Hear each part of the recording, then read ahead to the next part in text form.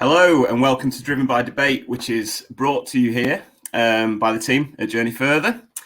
This week is pretty special because the first time ever we've got a cross-channel debate. We're discussing landing pages today, and in particular, dedicated landing pages for paid search traffic. So because of this, we're going to hear from both the paid media team and two of our conversion specialists, which is a first for this feature. So I'm Steve. I'm today's host. Joining me from the conversion department, we've got Kayleigh and Matt. So hopefully they're going to pop on screen in a minute. So yeah, wave hello, guys. And then from paid media, we've got Nyall, Helen, and George. So a couple more familiar faces for you to see today. So I guess I'll start by asking a pretty sort of broad question. I'm going to come to you first, George, for your opinion as a PPCer. What exactly is a dedicated PPC landing page? Should people be looking to create them? I think it depends on sort of the scope of your account that you're running. So we get a lot of clients who go to the point of expanding what they target into some like really long tail searches, in which case like something like a product page probably won't answer whatever question or query they're looking for. So I think in a lot of cases when you have like a sort of big account is targeting a wide variety of searches that are maybe, lower volume, but longer tail, someone showing a bit of intent, then I think bespoke landing pages for things like that are certainly a good addition to anything you do for paid search. Cool. And from a conversion perspective, so either Kayleigh or Matt, I guess, what's kind of your opinion on creating specific pages for specific channels like PPC? It's understanding quite a few variables. You've got to understand sort of the client and what it is that they're trying to achieve with the PPC landing page. There's lots of aspects like traffic. Are we getting enough traffic from that specific campaign to run a landing page specific to them? What's the goals of the page? What are you trying to achieve? So it's really understanding on a client-to-client basis what is they're trying to achieve from that. Cool. So, I mean, PPC guys, probably. What I guess are the main benefits of dedicated landing pages from your perspective? So, anyone want to sort of branch out? Yeah. Hello. Hi, Helen. Hi. So if a PPC landing page is done right, in theory, it will improve the quality score because obviously the ad and the landing page are relevant to each other. So once someone clicks on the ad, they go to the right page that they intended to go to. And in turn, it can also improve the conversion rate and also reduce the cost per click because you've improved your quality score, and also reduce bounce rate. So, but this is in the ideal situation. That's the reason that you do a PPC landing page. When do you start looking at that stuff?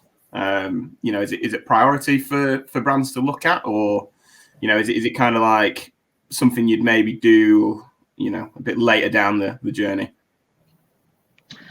I mean, I think it is probably not something to look at straight away. I think it's once you've done, like, you've optimized to the absolute max. I know you can optimize more and more your PPC account every day, but once you've like done everything, you've explored every avenue, I think it's just like an added benefit. I mean, it should improve your conversion rate and your quality score and things like this, but it's like a little step as opposed to, like, I don't know, going live on Smart Shopping, for example. Yeah. Are they, probably for the conversion guys, I guess, are they quite difficult things to build and get live? Because obviously if we do see the benefits in PPC, makes sense to maybe build them if they're not too much effort to get live. So I don't know, Matt, maybe what's your opinion on the process? I mean, it's quite dependent on sort of yours or the client's context, I guess. So whether it's sort of building it entirely from scratch or basically building a copy of the existing page that you would be landing on and then just giving yourself a lot more freedom to build completely away from that with any sort of outcomes from tests that you might be running. Alternatively, there are things like Unbounce, which are sort of what you see is what you get editors, where you can build a page from scratch without any massive amount of sort of like development knowledge. So you kind of have all sort of breadth. There can be, if you've got that development capacity, then it's essentially a standalone page. So it's building it from scratch, but then you've got a lot more freedom for what you're including in it. Or you can, have sort of a paid service where you can sort of build out the page with complete freedom without sort of so much of a constraint around development. So there's a lot of feasibility for sort of implementing it. It's just finding out what approach is sort of right for your context, really. So there's no like typical approach, is what you're saying. I guess it's always dependent.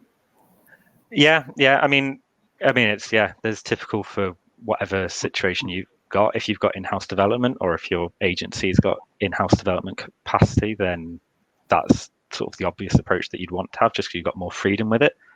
But if you've got sort of the time and resource in, say, just a conversion team that doesn't have development, or sort of more of a UX focus or something like that, then being able to have the ability to build something without a reliance on sort of code skills, things like Unbounce are sort of a platform where you can sort of deliver a very good quality landing page and meet all of your expectations without that sort of reliance on developer knowledge and resource.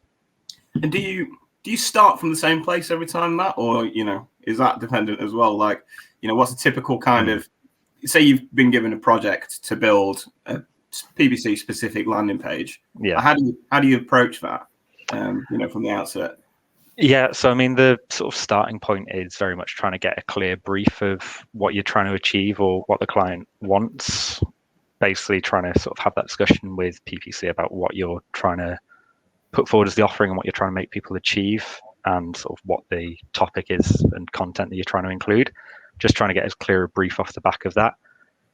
If there's sort of an existing page, that can be a really good base for sort of doing proper research into what's being done currently, where people are actually engaging with content, what behavior is generally, and where you can sort of try and improve or build on, or what's clearly working, you want to try and work into whatever you're making.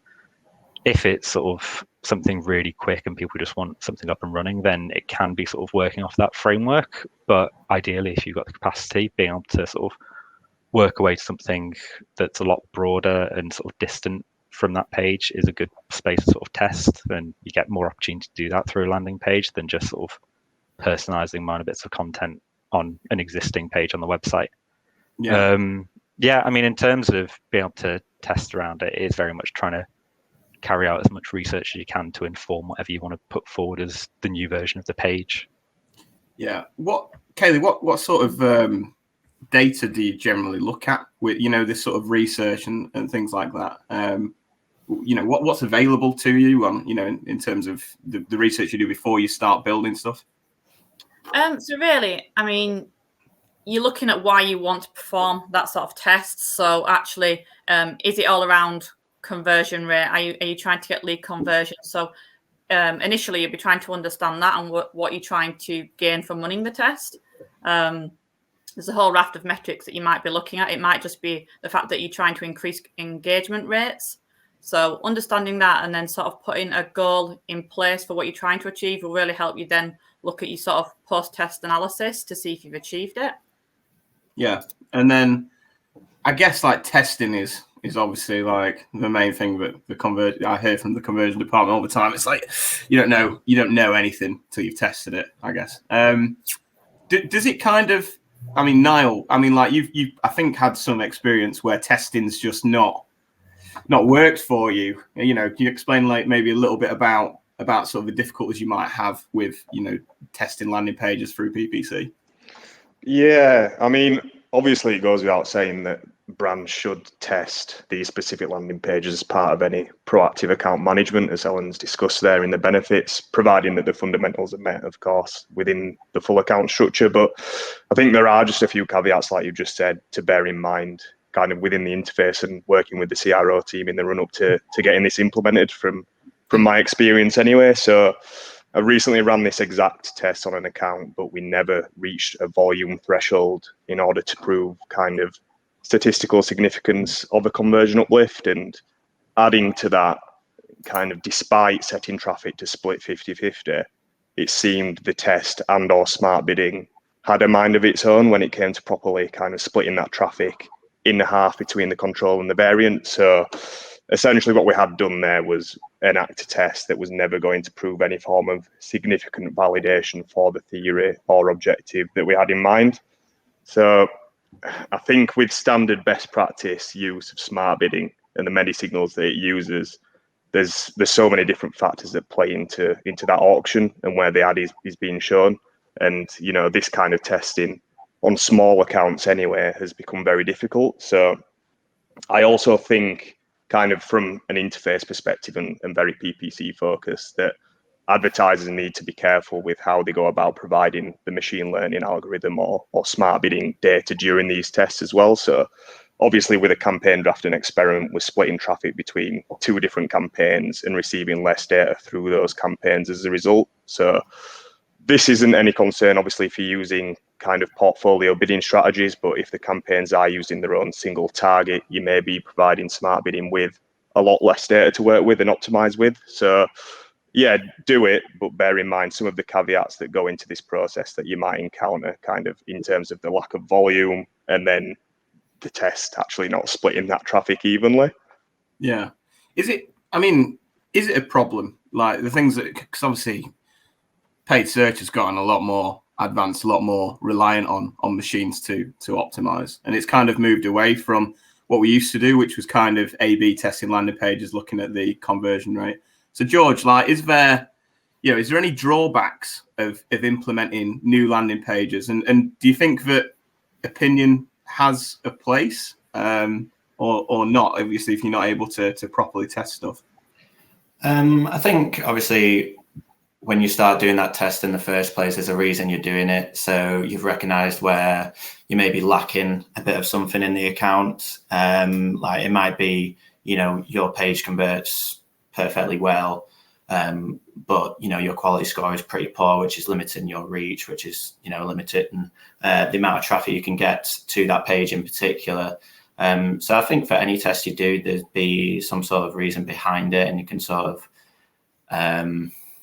use a bit of instinct and sort of guide it that way. I know it's not perfect, but like Nyall said, a lot of the time there's not a whole lot of traffic out there to test things super thoroughly when you're targeting like the more long tail keywords.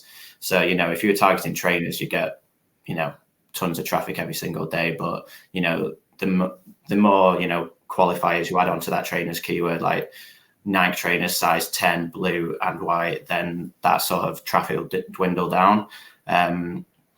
So I think you have to bear that in mind. You either have to use a lot of gut instinct or just put a long time frame on the test to get to the point where you have had enough traffic, I would say. Yeah, I think what you said there kind of makes sense. It's it might be quite easy to do a test if you had sort of like manual bidding on quite a high volume keyword, but there are some kind of difficulties, I guess, in terms of like a lot of retail traffic is obviously through Google Shopping, which works off of a feed. So it's difficult, I guess, to sort of like put two ads in competition with each other. One goes to one landing page and one goes to another. So are there any tools, conversion guys, that you use to kind of split that traffic out generally so you can get sort of like solid results on a 50-50 split, I guess? Because as we've mentioned, sometimes the PPC can throw a spanner in the works with regards to sending too much traffic to one version of it or whatever, because it's optimized to do that. There's always going to be difficulties if there is an issue splitting that traffic, and that's an issue, with it running through, smart bidding. There's always the option to look at personalization, and really, actually, if you're really wanting to segment down your traffic and you want to be really specific, think about what it is you're wanting to achieve on that page. Is it just copy change? Is it something you can do through personalization so you can get a more even split? So, you could be sending traffic to your usual website page, but actually use your platform to A/B split that core message on that page. just so you can really use the data to drive what it is you're trying to achieve and understand whether a small element of that page can have enough uplift that it's significant. You said two things there that lead me to more questions, I guess. So what tool are you talking about that splits the test? Is it Google Optimise? It could be. I mean, different clients use different testing platforms. So it could be Google Optimise. It's a client-to-client basis. So we use a whole raft of different platforms. BWO, WebTrends Optimise. We use Google Optimise. So yes, they all perform in the same way. Yeah, they're quite interesting, I suppose. It's just like we would have to, I guess, if you're using those platforms, get the results directly from them as opposed to pulling it out of Google Ads. I think with PPC, we're probably looking for, I guess, like uplifts that we can read from the data in the ads interface. But if it's split by those platforms, is it quite easy to get the results? And it seems like a clean way of splitting it, basically. Yeah, I mean, everything feeds into Google Analytics, so the way we set up the test is obviously up to the client and what it is we're trying to achieve. If we're doing a larger PPC landing page, then we might want to run it directly through Google itself, and so we can sort of look at the metrics that the PPC team look at. And really, it's not sort of one size fits all. It's really understanding not just at a client basis, but at that particular test level, what it is we want to achieve, and how the best way to go around that is. And you mentioned personalization. So what is that, and what tools do you use to achieve that in general? I mean, you still use your testing platform to run any personalization, and really what you're doing is looking at particular segments that you want to target, whether that's PPC, you could be running personalization for new customers, existing customers, mobile. It's all just about segmentation and how you want to target your customers. And really what you're doing is just personalizing a section of that page that they're seeing. So really, if they're coming from an ad, whether that's PPC, social, you want to carry over that message, but the rest of the page, can remain the same. The content is still relevant. You might just want to tailor that message on that page to fit in with that segment and where they've come from. Yeah, cool. And I guess it's always important that the different teams sort of work together. So what would our approach be, I guess, to say we had a new client that came on and they were a PPC client, but also wanted to do some landing page testing in terms of that. So how can the different teams help each other, do you think? That's just an open one for anybody who wants to take it. I guess I kind of covered it a little bit earlier in terms of sort of from our perspective, if we're having to build out a new landing page, especially from scratch, it's trying to get as clear a brief of what we're actually needing as possible. So, I mean, yeah, understanding what the goal of the page is going to be, if there's any existing content we can work off, if they've got any existing research that they think is worth working on, that can all be really useful. I think beyond that and getting a clear sort of scope to know what we should be working on, it's then sort of just combined project management between the CRO and PPC teams. So making it clear when we're going to be sort of delivering anything that can then be set live, making sure that we're on the same page about how stuff like reporting and how any tests are going to be run is sort of really important off the back of that. And then the same sort of goes for communication with the client at that stage, or if it's all in-house, just that same sort of communication, but without that third party. But yeah, it's very much just having a clear sort of understanding of what's trying to be achieved to begin with, and then just sort of communication throughout the process about where we're at in the timeline and how things are being achieved. Cool. I'm going to point out now that if anybody watching has any questions, then do go ahead and comment on here, and I'll sort of ask them as they come in. We've actually had one from Harry, who has asked, "What's the best landing page that you've seen?" I feel like that's quite a nice question for anybody. I like the one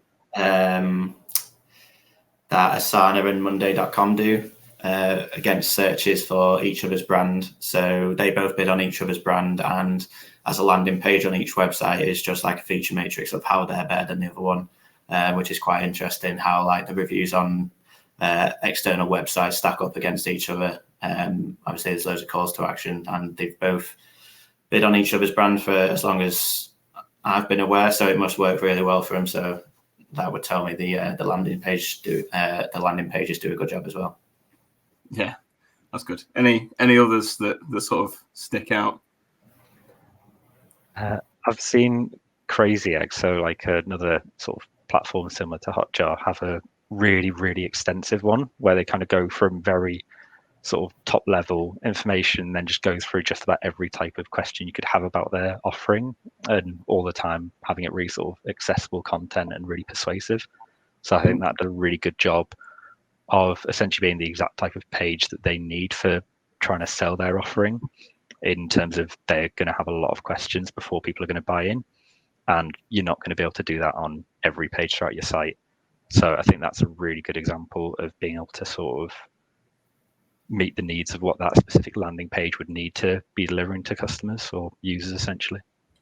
That's a really sensible answer, Matt. I was probably going to suggest that Ling's Cars is one of my favourites. If you've never been on that website, you should definitely give it a go. It's Right. It's pretty loud, to say the least, and it sticks in my memory, which was kind of is interesting. I think, in terms of like how websites can actually engage you can sometimes depend on like the individual itself. Quite a lot of the time, that's true. Is there anything to do with people's psychology or anything like that comes into tests that you might want to run? Is it important? Because can people who understand psychology potentially be better developers, and come up with better testing ideas, or is it simply a data-led approach? Yeah, I mean, there's definitely people within CRO as a whole that have really sort of formed their sort of position within the industry around sort of neuropsychology. And I think even someone within our team tries to sort of work the psychology of their tests quite heavily into their work.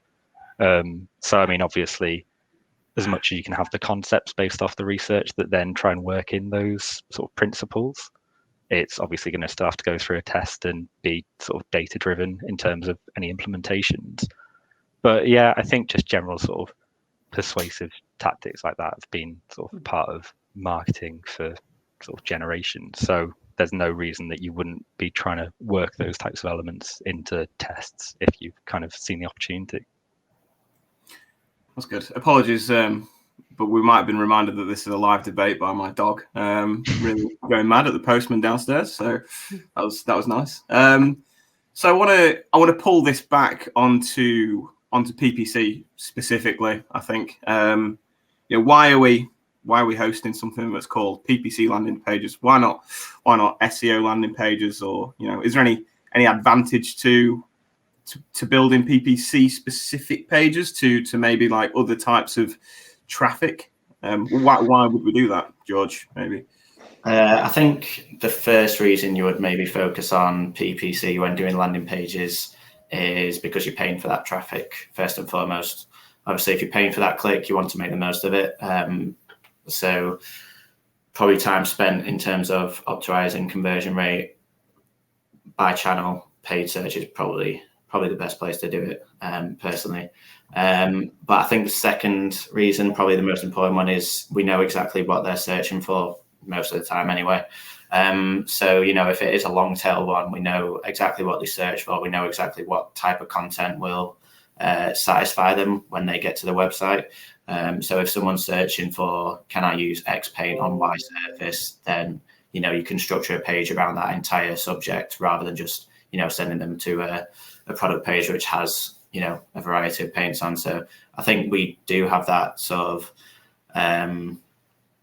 advantage when it comes to paid search. We know exactly what they're searching for, and most of the time it tells you what they're looking for in their search term as well. So I think that's the major advantage of doing landing pages and sort of CRO when it comes to paid search. Yeah, and obviously I think better conversion rates and things like that obviously make your life a little bit easier as a PPC analyst, because it's easier, I suppose, if your page works better to drive good performance, which in turn makes happy clients, I suppose. On the flip side of that, though, Helen, when does it go wrong? This kind of approach at, maybe optimizing too much into your, your landing pages, looking too much into your data and maybe going too far? Is a point where you can run into difficulties? Yeah, definitely. I think that you've got to be careful when you're creating PPC landing pages and the effect that they have on other channels. For example, we've got a software client here at Journey Further that has historical PPC landing pages created, and they were for features of a product, and there was already SEO pages for features of a product, and basically what happened was it cannibalized the SEO because Google was getting confused whether to go to the PPC landing page or to the features landing page that was on the website. So you don't want to, there's no point of creating PPC landing pages if they're going to affect other channels. But also, if you don't want this to happen, when you're creating the PPC landing pages, you should add a no index tag. That means that Google will still read the page, but it won't bring up in the organic results, so there won't be any cannibalization. It's interesting, like Google crawlers kind of are the overlords of the internet, I suppose. And if they don't like what they crawl, then you can be in a bit of trouble. Does it apply to Google Ads, do you think, George? In terms of can you launch a page that potentially disrupts your quality scores and in turn, maybe even if it gets better conversion, can kind of have a negative effect on things like cost per click? And if so, what do you do about it? In terms of like how do you mitigate it?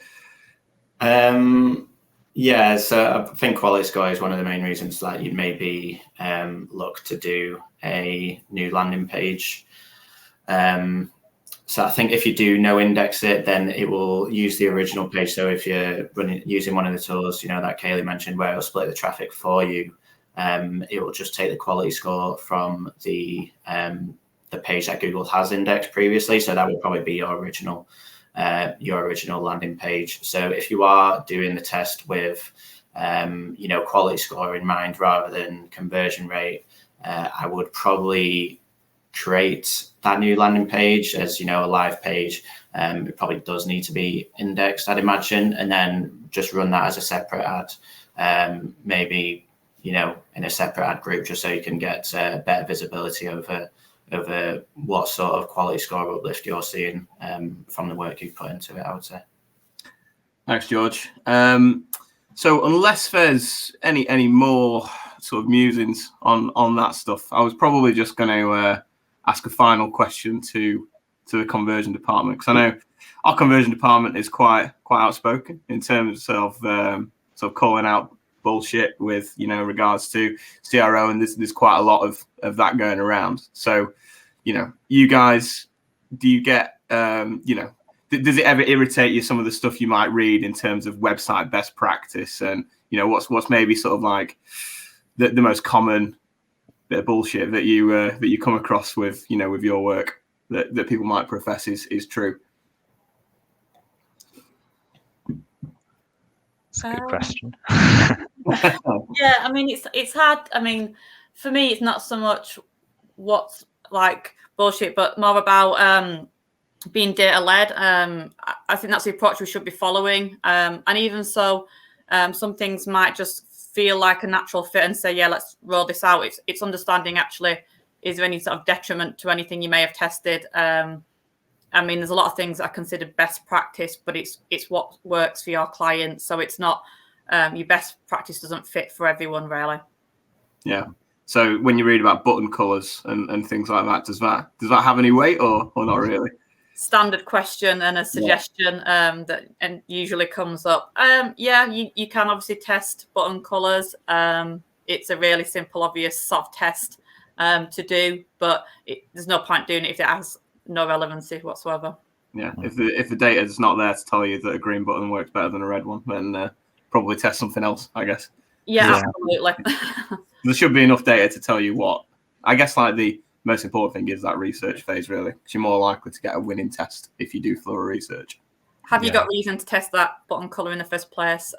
We run all our tests based off initial research in the first place. So if there's something that's leading you to say, actually, people are clicking on this call to action, you might think, actually, do I want to change the wording, the copy, the color, the size, the location? So there might be a raft of tests around people clicking that button, but color might come up. Cool. Yeah, absolutely. And yeah, to sort of echo that, as much as there's things like button color or people saying that having like a countdown clock on sales and things like that, and loads of the really common tests that people run that generally people say, oh yeah, this most of the time has an uplift. It's like, well, this is a single time. We don't know whether it's going to work. So it's that testing. And the best way of making sure that you're going to be delivering that properly is sort of being able to run a full sort of rigorous research process. I mean, we've got our heuristic analysis process, which is sort of a bespoke framework, which does tap into a lot of the sort of psychology of people entering landing pages. And that's a really good starting point. But at the same time, a lot of that is covering things that seem logically sensible within sort of psychology best practice. So we wouldn't say to implement any of that off the back of it just without testing. That's always going to be really crucial. So yeah, it's making sure that we're doing everything in a really justified sort of manner rather than implementing something and leaving it without doing sort of due diligence around testing. Cool. I think the other option, the other suggestion for me would be that you can only run so many tests on one page, so you can only have one test running per page type. I think you need to take it into consideration what you're running and how they affect each other, but you can absolutely run more than one test on a page. Cool. We have another question from the audience, which is nice. Thanks to Chris, who's asked, have you ever been surprised by a landing page test that hasn't performed as expected, good or bad? So I guess that could be relevant to everybody, really, because I guess we would test that in PPC just as you would test it through optimise conversion guides. Yeah, I've got one, to be fair. Wasn't really surprised, to be honest, because nothing ever surprised me in Google anymore. That's the question, you know. Have you ever been All right, no, I was slightly surprised then. So I'll give an example. So a paying client that we have, obviously bidding on a range of terms, but more specifically or granularly, bathroom paint. We noticed that users were unsure as to whether they could use the client's paint in the bathroom just because it's a different surface. Obviously, it gets steamy in there, etc. So we wanted to kind of set up these specific landing pages to introduce a bit more information into the fact that obviously they could use the paint in the bathroom setting. So obviously, you know, bathroom specific reviews, user generated content, kind of imagery, etc., etc.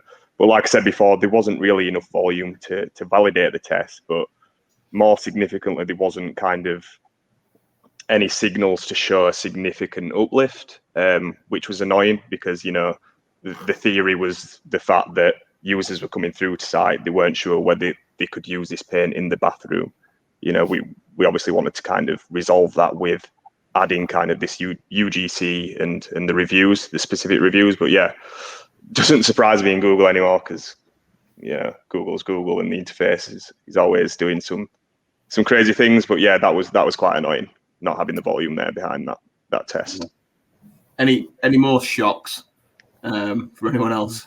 Yeah, I at a previous agency, I was working on a landing page for a microscope company. I was trying to get people to get a quote for these specific types of microscopes, and they had all the content was fairly generic and all sort of hidden behind difficult to use functionality. So we built out this new version of the page that had everything a lot more visible and loads of social proof and trying to cover every question that the user could have.